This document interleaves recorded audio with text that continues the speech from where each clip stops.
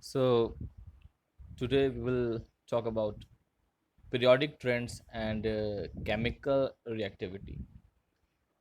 It is the last topic of this unit.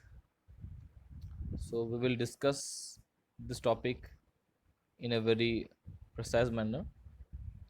So, as you know, that the elements have certain specific physical and chemical properties, and these physical and chemical properties depend upon the valence shell electronic configuration, and this valence shell electronic configuration indirectly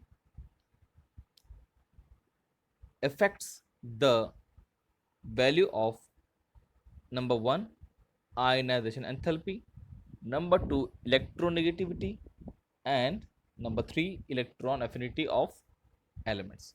And these three factors are very important uh, for explaining the chemical reactivity of elements.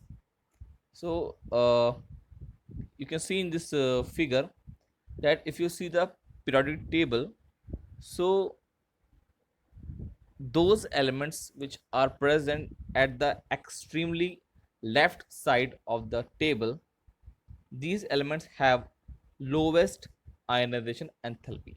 That means the group 1 alkali metals have the lowest ionization enthalpy. And when we see at the extreme right side of the table, we have halogen family and noble gases. So noble gases have the highest value of ionization enthalpy. तो इसका meaning क्या हुआ? इसका meaning ये हुआ कि जो elements आपके ग्रुप आपके टेबल में लेफ्ट साइड में हैं, उनको आयनाइज करना बहुत आसान है, और जो आपके एलिमेंट्स टेबल के एक्सट्रीमली राइट साइड में हैं, उनको आयनाइज करना बहुत ही टफ है. क्लियर? नाउ नंबर 2, अब जो एलिमेंट्स आपके टेबल के बीच में हैं, ठीक है, they have moderate value of ionisation enthalpy. ठीक. Now second thing, if you talk about the electronegativity, so जो एलिमेंट्स आपके एक्सट्रीमली लेफ्ट साइड में हैं, they have the lowest electronegativity like group 1 metals. इनकी इलेक्ट्रोनेगेटिविटी सबसे कम होती है पूरे टेबल में. ठीक है. Now we go to the right side again. तो अब देखिए वहां पे आपके पास है halogens. Halogens have the highest value of electronegativity. As you know that the fluorine is the most electronegative element in the table. और बाकी के जो एलिमेंट्स हैं आपके मिड में, they have moderate value of electronegativity. ठीक है. Now we discuss point to point about the factors and their effect on reactivity. So first we will discuss about the reactivity of metals and its relation with the ionization enthalpy. तो देखिए metals actually होते क्या हैं. Metals chemically हम उनको बोलते हैं those have tendency to donate electrons, जो आसानी से इलेक्ट्रॉन डोनेट करने की क्षमता रखते हैं. तो because they have tendency to donate electrons, they are good reducing agents in the chemistry. ठीक है. That's why the metals are called electropositive elements. ठीक है. तो जो मेटल जितनी आसानी से इलेक्ट्रॉन को डोनेट करेगा, वो उतना ही अच्छा मेटल होगा इन टर्म्स ऑफ रिएक्टिविटी. ठीक है. Now what is the relation between metallic character and ionisation enthalpy? इन दोनों में रिलेशन क्या है? तो अगर एंथैल्पी की वैल्यू अगर डिक्रीज होती है, तो मेटालिक कैरेक्टर जो है वो इंक्रीज होता है. तो यानी less enthalpy, more metallic character, and more reducing power and more reactivity. ठीक है. अगर हम देखिए किसी भी ग्रुप में, तो ग्रुप में क्या होता है? ग्रुप में जब हम टॉप टू बॉटम आते हैं, तो जो एंथैल्पी की वैल्यू होती है वो डिक्रीज होती है, यानी मेटालिक नेचर हमारा इंक्रीज होता है. ठीक है.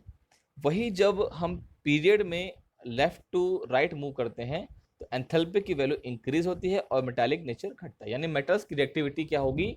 ग्रुप में बढ़ेगी और पीरियड में कम होगी इनकी रिएक्टिविटी. ठीक. क्लियर.